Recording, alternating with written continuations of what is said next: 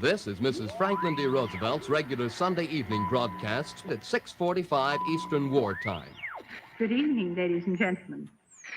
At the present time, it is of paramount importance that the women and girls of our country be given training so that they may do their share in the war emergency. Hundreds of girls are gaining experience and training in sheet metal work. Such training is essential for many jobs in aircraft and other war industries.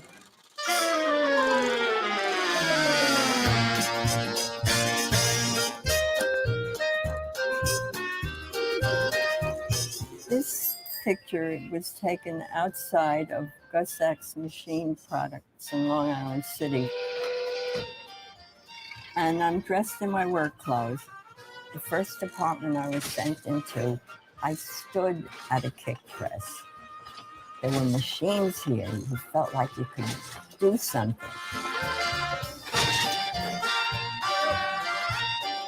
The drill presses and the lathe and the screw machines and the milling machine all had big belts with the pulley on the ceiling, flapping noise.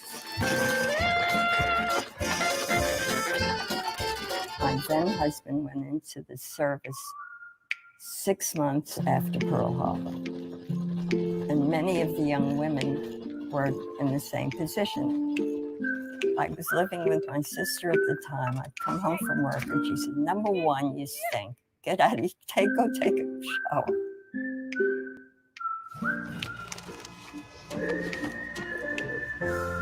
You worked in a spray of turpentine or something. You cleaned yourself with motor oil at the end of the day. But you felt you were doing it for the war, you know. Use all the hands we can get. There's a war going down that apron and pick up a rivet gun. I was seeking employment because I really wanted to be a nurse or a teacher. I'd seen enough young mothers with a house full of babies. So 2 other girls and I went to what we called the Defense Training School. And that landed us in the old Chevrolet plant, riveting. That's how Rosie the Riveter came into my life. At that time, it wasn't important except that we were riveters and we were doing something and making more money than anybody in our family.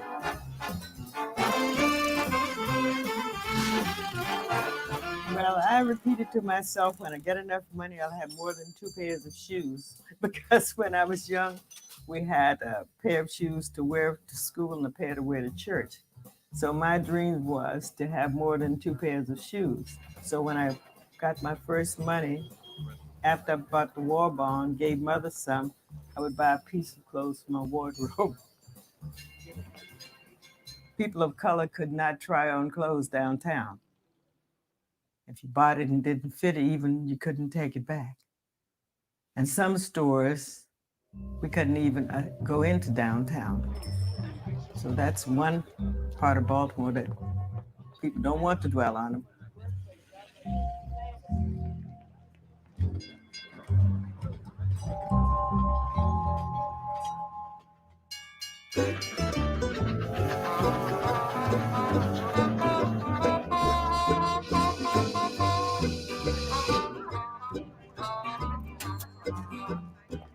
Well, it was really hard because we had to wear pants to work in. Nice girls didn't wear pants.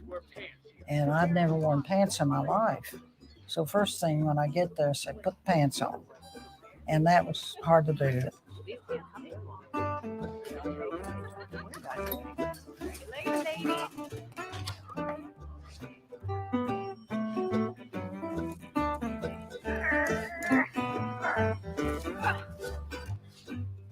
I worked at Woodall Industry in Detroit.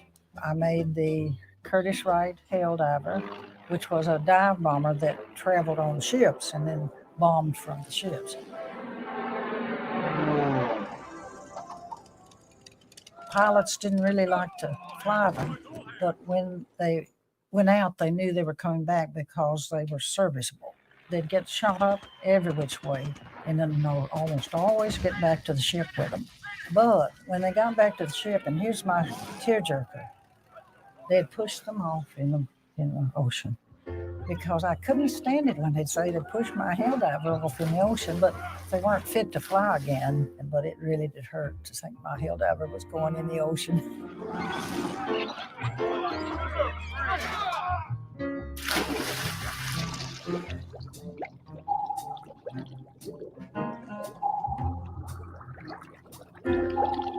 Your supervisor was always over your head because he said you cannot dent this aluminum. A small crack in the aluminum would cause the planes to come down. So I was the riveter. My girlfriend was on the back called the bucking. So we would have breaks ever so often during the day so we wouldn't get tired or nervous.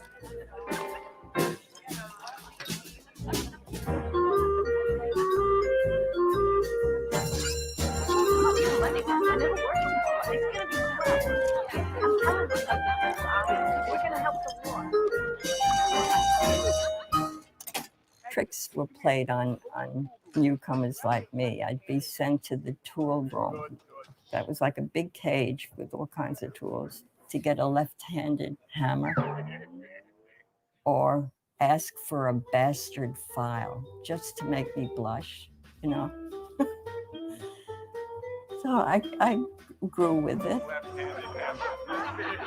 The bosses were MIT profs, managed to get some kind of cockamamie contract. We never knew what we were working on. It was always part of something that was going to be sent somewhere else. I had a wonderful person working with me who was called the Booker. It was different from what I was expecting because we'd always thought, you know, the Civil War thing, that Yankees were just not nice people. And so I go to work with this young girl, and it's a very close relationship because she's down in the speed ring that I was working on, and I'm outside, and I have to depend on her, how she hits that rivet as to how hard I'm going to shoot it. And I have to have confidence in her, but she was a very nice person. The north-south thing soon disappeared with her. The work was boring. Factory work is always boring. It's the most boring thing you can imagine. So you get to talk to people. And met some terrific people there from every walk of life, every level of education. Lunch hour, for the longest time, we would sit on crates with our long work aprons, and one of the bosses, Mo Kammer, would read a scene from Othello, and we would discuss it. I saw all around me people, some of whom had never finished 8th grade, just entranced.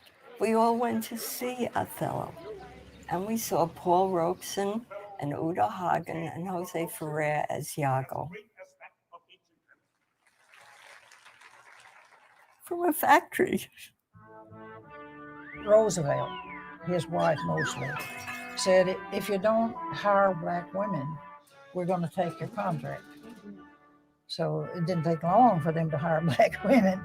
And so when they came in, the white women, some of them, went down to the office and protested. They wanted me to go, and I said, no, I won't go with that. There was a black man working on the next jig. Well, that was a little bit hard for me to take right at first, but I began to like him. And, you know, they had the race rights there while I was there. And that poor man, I felt so sorry for him. He had 8 children, and he couldn't leave. He was afraid to leave his wife and family at home, and yet he needed to work because he couldn't feed them without it. So it really made me feel differently about black folks than I had before. I came to work at March in 1910. When I walked up and said, I'm Susan King, looked over my shoulder and she said, Mrs. King? I said, yes. Oh, I didn't know. I said, sure. You did not know that they had black roses at Eastern Aircraft, did you? And she just turned red, kept on going. But I'm sure she expected Susan King coming from Zone 15 to be anything other than black.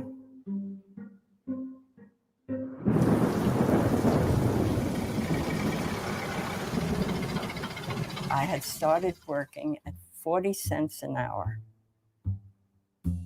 After 2 years, I made it up to 45 cents an hour. And I was working side by side with men who were getting 75 or 85 cents an hour. So I went to the shop steward first. I said, we have to do something about equalizing the pay. It is not fair. And he said, this is not an issue now. The war is on. So I went to the boss. This can't be. I know I can get a job tomorrow starting at 75 cents an hour.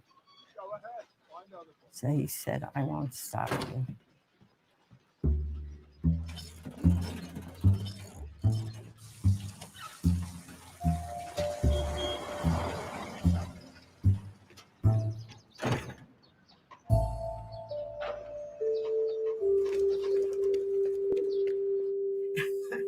If I were to compare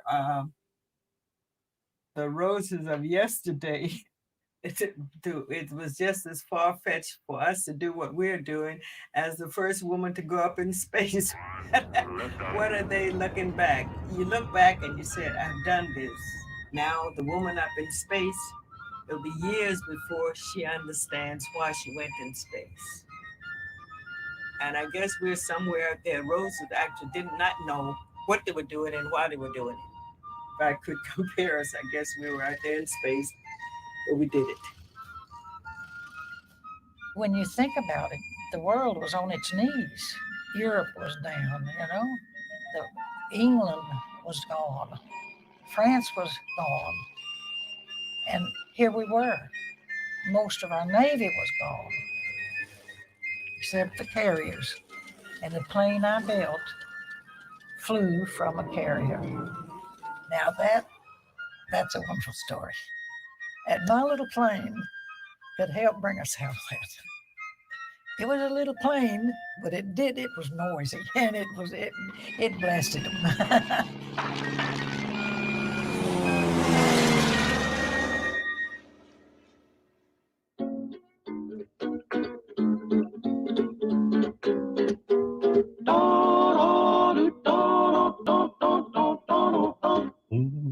All the day long, whether rain or shine, she's a part of the assembly line. She's making history, working for victory. Rosie, the Riveter, keeps a sharp lookout for sabotage. Sitting up there on the fuselage, that little frill can do more than a man can do. Rosie, the Riveter. Rosie's got a boyfriend, Charlie. Charlie, he's a Marine. Rosie is protecting Charlie, working overtime on the riveting machine.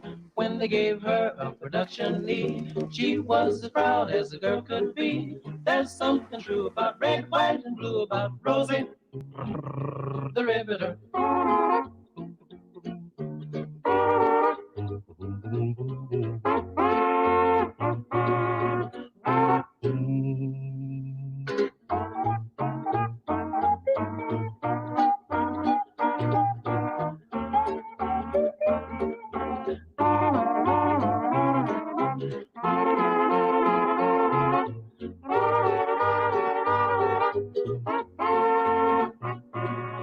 Rosie, the Riveter. Rosie, Rosie, Rosie, working on the assembly line.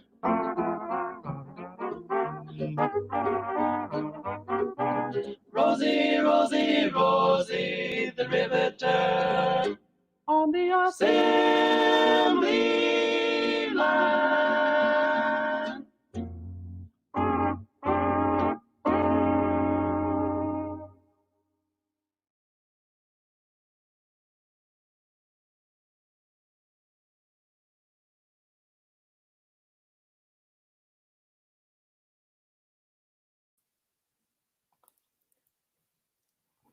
It's my pleasure now to introduce, I hope, along with my new high-tech sound system, the co-directors of The Girl with the Rivet Gun, the film you just saw, Anne DeMare and Kristen Kelly. There's Anne. Hi, Kristen. Hi. How are you? Good. Kristen, what inspired a film about Rosie the Riveter in 2020? Well, we began this project a long time ago where we worked with NYU's Tamanent Labor Library, and they wanted to do a collection of video recordings of Rosie the Riveters. This was almost 10 years ago. And of course, much inspired by Connie's film, and also just this continued want to get women's stories out there, and especially when it was at such a momentous time. These women were passing away, and they were. We felt a really need to get on more and more stories gathered in this collection. And as we continued to interview, we just knew we had to do something else with this. And I don't know if you want to follow up with. Well, no, I mean, when we really discovered so many stories that we'd never heard before from women, and women talking sort of towards the end of their life with a perspective on their lives that we really hadn't heard before. I mean, Connie's film is an extraordinary document, but Connie's film was 40 years ago, and there really isn't another major documentary project about these women. And if you think about the fact that so many women went to work during the war, and lives were shaped by these opportunities that they had. So we were really trying to understand, like, how do we take these stories of these women and sort of update them for a modern audience? How do we really inhabit their memories? Because we didn't have, archival footage of them working at the time. And we, along with our co-producer on the piece, Elizabeth Hemmerdinger, were sitting around her dining room table one day, and we were like, this would really be an amazing project for animation, and we could really develop ways to really enter their experiences in a different way. And so that's how the idea for the film started. And yeah, I mean, Connie's film, as great as it is, really, there's so much more of a story to be told. And it's kind of alarming that so many of these women have passed away without recording oral histories and so on. So, hats off. Where's the film been seen so far? Well, we're kind of a casualty of the current situation. We premiered the film in February, sort of right before everything broke down, at the Black Mariah Film Festival, which is a wonderful festival of shorts that shows experimental films and animation and documentary. And we had some wonderful programming with them, but then our sort of festival rollout has been impaired, to say the least, by the current situation. So, we're still rolling the film out in the venues like Freep that are around, and also exploring different ways to think about releasing a film in this universe. You've both done a good deal of documentary work previously, right? Mm-hmm. Have you ever touched upon animation as a storytelling tool before? I think we've always wanted to, and we've always certainly loved it as an art form. And I'll let Anne has a little more experience in this land, and I'll let her kind of touch on that. But I'm a big animation geek. I've always loved animation. And I had right before we went into production with this, I had the great honor of being a co-producer on a PBS film called Deej, which is a remarkable film that was on America Reframed. And the director hired me to do a number of things, but one of them was to produce 4 sections of animation to accompany the main character's poetry in the film. And it was my first time I really got to work with animation, and worked with a wonderful animation artist on that project, and sort of fell in love with it. And so that was my first experience. I think we really fell in love with the whole process, and I think that it's definitely in our tool chest moving forward. Yeah. Yeah, it's incredibly expressive, and I've seen some other documentaries. There was a documentary about the Khmer Rouge in Cambodia, a couple of them, that used animation and also dolls that were moved not necessarily via stop motion, but were photographed in expressive ways for images that don't exist on film, that were all destroyed, and to try and recreate an era or an emotional state. There are so many ways to do it, and what you've done is really quite wonderful. Well, we were so fortunate to get to meet and work with Danielle Ash, who's the incredible animator on this. I mean, it's been a 4-year plus collaboration, and when we started with this idea, we brought together at which miraculously was at the Eleanor Roosevelt Library at Hunter College. We brought together this handful of incredible women animators and pioneer animators in their own time. And we knew whatever we did with this, we wanted it to be an all-female collaboration team. So when it became clear that Danielle's style and incredible maker aspect of this really matched up with these stories, we all dove in, and we were really excited. And we have more stories that we want to do with other female animators too. So it's we hope this project doesn't end with just this one. It doesn't look like it's going to, based on what I'm seeing here. You have another project in the works at this point? Do you want to answer that, Kirsten? Sure. Well, we have, we really, out of the 48, I think it was 48 oral history interviews we did for NYU, we kind of really pulled out 10 golden moment stories out of that, and we'd love to animate all 10 of them. We weaved 3 of them together in this film. We have more, and, it's in this time and age, a question of fundraising and support. So we're looking for that. And in terms of Girl with a Rivet Gun, how are people going to be able to see it? Well, I think, we're still figuring out how the film is going to enter the world. We have some really exciting partnerships that we're trying to develop with some institutions, and also some, obviously once the film world can kind of get its feet under itself in this new time where we're not all going to the theater to see films. Yeah. But you can go to thegirlwiththerivetgun.com, and you can sign our mailing list and get on board with, with news about when the film's going to be shown. So I hope people will do that if they're interested. And we have a lot of interest in terms of obviously education land too, because, generations aren't learning the story about Rosie in the deep way that we believe they should be. I mean, we made this film to be as open for kids, for families, really to get a strong taste of this incredibly important moment, not just in history, but what this moment did for future generations of women. And can you elaborate a little bit on that in terms of its importance today? Yeah, I mean, it's interesting. I feel like there's a sense that when you don't tell people's stories, they vanish from our history. And when you can, and especially with these women, if there's one group of people in the society that we don't listen to, it's old women. And I think that elevating the stories of women and really working to kind of enforce over and over again not just the importance, but the wisdom and the humor and the life experience that these women had. They have so much to teach us about where we've come from and where we're going. I mean, as Connie said in the Q&A, like in some ways we've come very far, and in other ways we haven't come very far at all. And it's so important to realize that, so that we can look at where we are with an honest view and think about where we want to go as a society.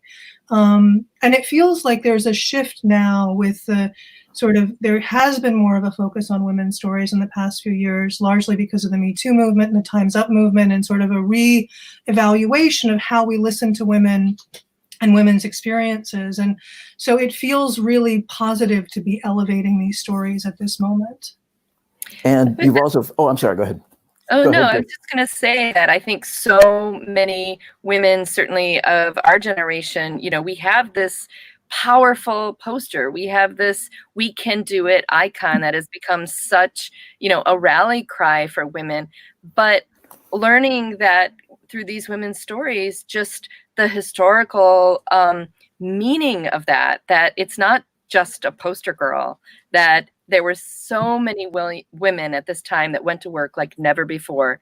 And then the context that, you know, it was many of these women had to go back into the home after, but it's their daughters who they made sure got an education, and their daughters like started the women's movement in the 70s, and then it's their daughters and their granddaughters.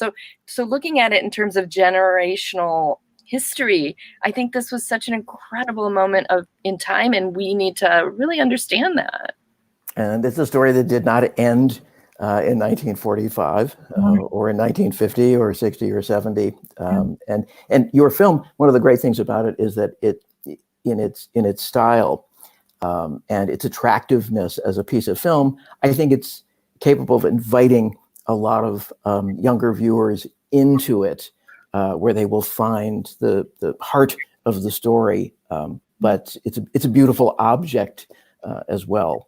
So I just want to congratulate you both on a really wonderful piece of work. We're really glad to be able to show it today, along with Connie Field's movie. Anything you'd like to tell people in terms of where they can get in touch with you guys? No, just to go onto our website at thegirlwiththerivetgun.com. Right. You can also find us on social media as The Girl with the Rivet Gun. And just another special shout out to the remarkable Danielle Ash for her work on it. And I think that you're right. It was our goal. I was so happy to hear you say that, because our goal was really to find a way to help people enter these stories and enter them as something more than just, you know, history in the long past or sort of a two-dimensional way. And so thank you for that. It's been our pleasure. My pleasure. Good to meet both of you. Thank you so much. And good luck. Stay well. Thank you. All right. I think I now have the privilege of turning things over to Kathy Kalashevsky, the major domo of the Freep Film Festival. And thanks for letting me be part of this today, Kathy. Thank you so much, Elliot, for being here. You always bring so much to the conversation, and we appreciate your partnership and support. My pleasure. So up next, 7 o'clock, we have got Through the Flag, War Stories of the Tuskegee Airmen. So more history from World War II, brought to you by filmmaker Jesse Nesser. So stay tuned, come back. But before that, it's time to get that popcorn order in over at Cinema Detroit. I want to remind you that we are paying for pop and popcorn with the help of Kresge Arts in Detroit and Cinema Detroit. So I think the last pickup time, I'm being told, is 5:30 to 6:45. So there's a link at the bottom of this page that you can put your order in, and Paula and Tim will fulfill that order for you, get you some popcorn for the next screening that starts at 7. So again, thanks to all the directors and to Elliot for being here and sharing their films with us, and we'll see you in a couple hours.